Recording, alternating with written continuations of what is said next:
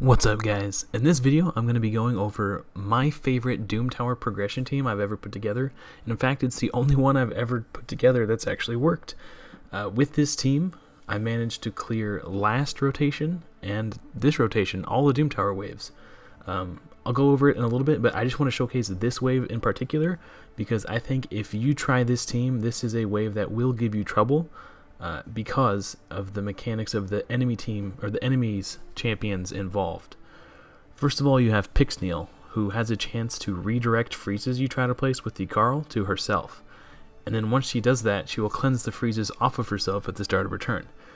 And then on the far left, you have Yakarl, who is immune to provoke, and then when he gets a turn, he can cleanse the provoke off all the other enemies. And while he's not in this wave, at the end of the I think in the next wave, in the third wave for sure, there's Norog, who is immune to freeze and immune to stun. So this specific wave was designed by Plarium to counter these style of teams, but even though it was challenging, I still managed to do it, but you have to play it on manual in order to get through. But yeah, it was really tricky. But yeah, as you can see, we're getting it done, regardless of the obstacles Plarium put in our path.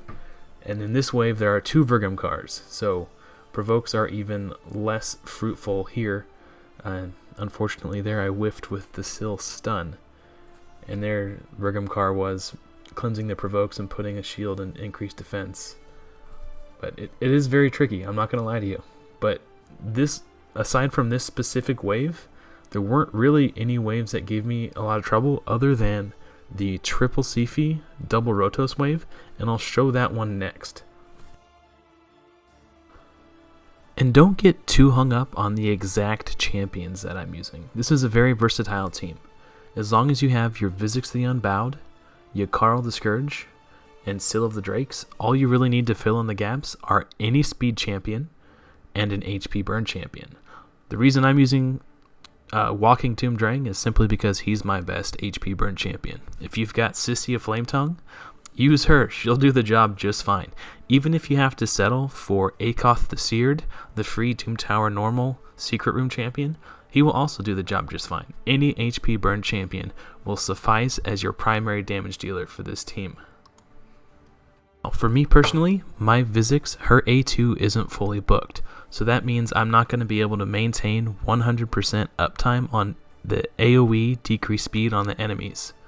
That's why specifically I'm using Lady Kimmy, because my Lady Kimmy's A2 is booked and she's able to fill in the gap on that AoE decreased speed and help me maintain 100% uptime. So if you don't have Lady Kimmy, don't worry, you can get by with any other speed champion as long as the A2 on your Visix is fully booked. And after this run, I'll go ahead and show you the champion builds and go over the minimum stat requirements for all these champions, and then I'll talk about some replacements you could make and when you're going to need to sub in and out certain champions to counter different enemy waves.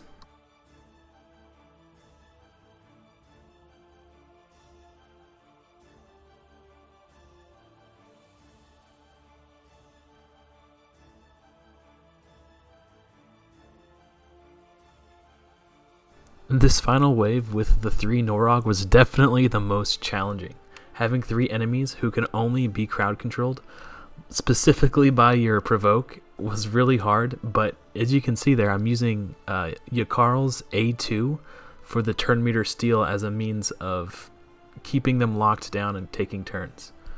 So even though I wasn't able to freeze the Norog, I was able to steal their turn meter and just turn meter control him. So Yakarl is just a very powerful, very versatile Doom Tower progression champion. I absolutely could not have done this rotation or last rotation without him. He was 100% the MVP for me. So if you're sitting on a bunch of clan gold and you haven't bought Yakarl the Scourge fragments yet, start buying them up and summon Yakarl. He'll do wonders for your account.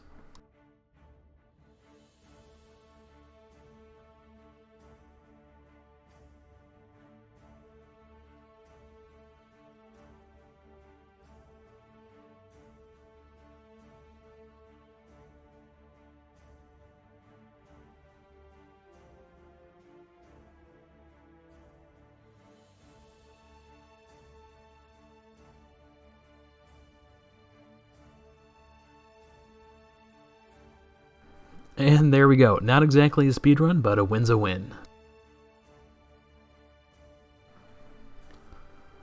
So now I'm going to show you my champion builds and talk about the minimum, what I would consider the minimum stat requirements for each of them. So for Visix the Unbowed, she needs to be fast, definitely over 200 speed. And you need at least 350 and up to 400 accuracy. If you're facing Doom Tower waves where there's a Mountain King involved, you need at least 400 accuracy to overcome his resistance. But we also have her with 4,000 defense and 4,400 HP. This is very important because she is provoking, which means she will be taking damage. And I managed to do that in a regen set so she gets a little bit of consistent healing. Your speed champion, if they have debuffs to place, again, over 350 accuracy, and you want her to be fast, as close to 300 or higher as you can get. And we've got lots of HP, not much defense, but that's just kind of the way the gear landed. I would have got more defense if I could have, but plenty of HP. She's not really in that much danger that often.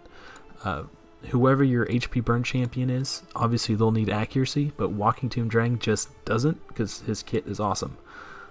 His A2 just says his HP burns can't be resisted. And then again, Yakarl. Now he is capable of dealing good damage if you build him to do damage. However, he has really weak base stats.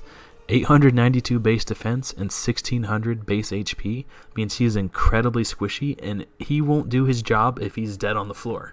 So we've got him built with as much defense and HP as we can muster, with enough accuracy to land his freeze debuffs and as close to 200 speed as we can get. And again, I managed to do that with regen and immortal. And you'll see that's a common theme: regen, immortal. She's just in speed and perception, but we've got regen here as well. Now, Scyl of the Drakes, last but not least, again, close to 200 speed and enough accuracy to land the debuffs, high defense, high HP.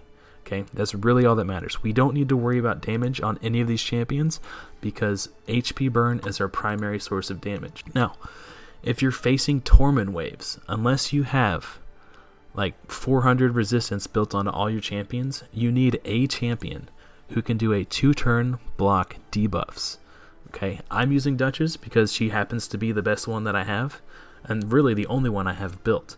But the fact that she's Duchess is completely irrelevant other than this skill right here. This is all you need. Block debuffs. If you have a champion, you can do it for 2 turns. On a 3-turn cooldown, they will actually be better for you in this very specific team.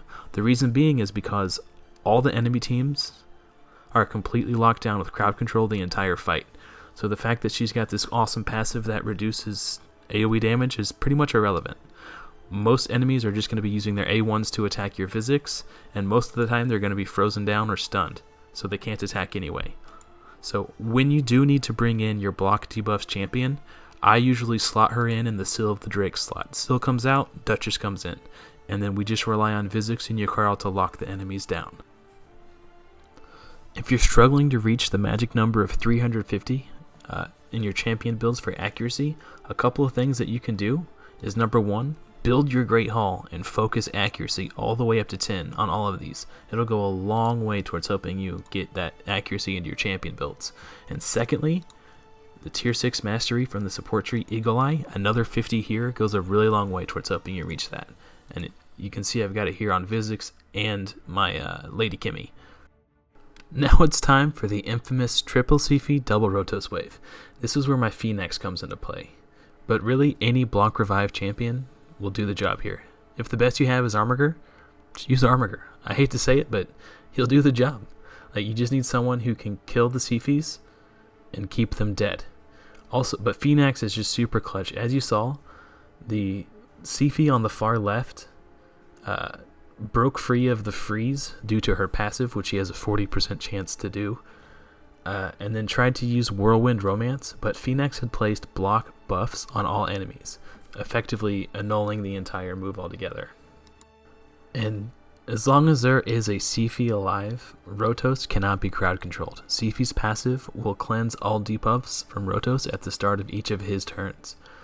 So even though Yakarl's A2 it can place a freeze on Rotos, but it can't keep him locked down. But it's a 100% turn meter steal. So turn meter reduction is really the only effective way to keep rotos from taking a turn in this setup. But luckily, Visix has great turn meter reduction skill on her A1, and the A1 on Scyl isn't that bad either. So we actually have really good turn meter control in this setup. And my Visix, her A1 isn't fully booked. That's something I'd like to work on eventually, but as a free-to-play player, I just have to be a lot more careful about how I allocate those books. But my game plan here is to just focus the Sifis down, while simultaneously juggling the turn meter of rotos to give him as few turns as possible. But the reason we're focusing the Sifis is because she has a passive that heals each ally by 10% of their max HP at the start of each of their turns. So as long as the Sifis are up, the rotos will be very hard to kill, especially since our primary damage dealer in this team, Phoenix, is weak affinity. So I just elected to focus the Sifis first to negate the healing, get the healing out of the enemy team altogether, and then once the healing is gone, then I'll start taking the rotos down. And you've probably noticed the Phoenix taking a few naps here and there, and you can't really judge him. He's working really hard. He's the workhorse of this comp. But unfortunately, I just couldn't spare to build him with anything but pure damage, because the defense of these enemies are just so high. If you don't deal enough damage each turn, the passive on the Sifis will just out-heal the damage he puts out. So we did do a full damage build, and I did put him in lifesteal, hoping to mitigate some of that, but you know, these rotos just hit really hard, so it doesn't matter how much you heal if you're getting one shot each time. But I just think it was worth it to do a full damage build on Phoenix, just to make sure we can secure the kills, as long as we've got Scyl alive to pick him back up whenever he gets a little tired. And it was at this stage where you can see I've sort of changed gears. The rotos is getting whittled away slowly, just from hitting him with the turn meter control abilities. And once he gets low enough, I decide to try and secure the kill with the Phoenix, because at this point it doesn't matter who I kill as long as I kill someone. Yeah, so there he is. Now it's just the Sifi left, and it's going to be full auto from here. And I'll go ahead and show you my Phoenix build at the end of this, just in case you were curious.